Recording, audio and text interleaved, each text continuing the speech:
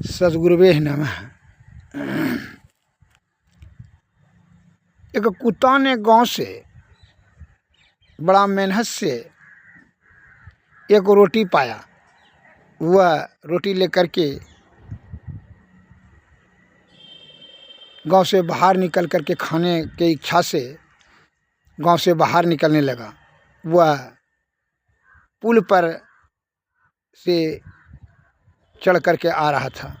पुल के नीचे में जल की धाराएं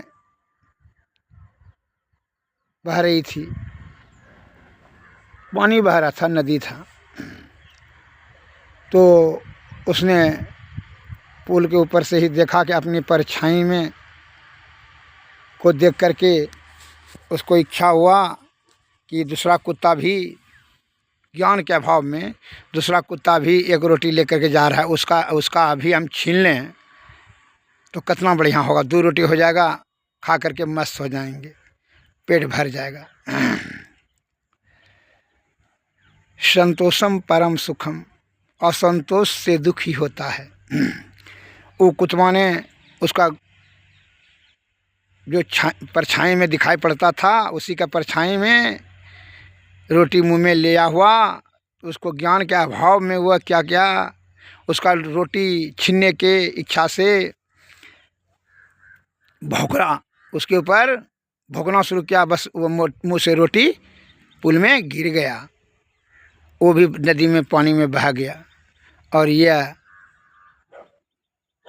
इस प्रकार वह रोटी गंवा दिया, अपना जो है मूल निश्चित को गंवा दिया, जो भोजन था वो भी गंवा दिया। अब भूखे उसको लौटना पड़ा।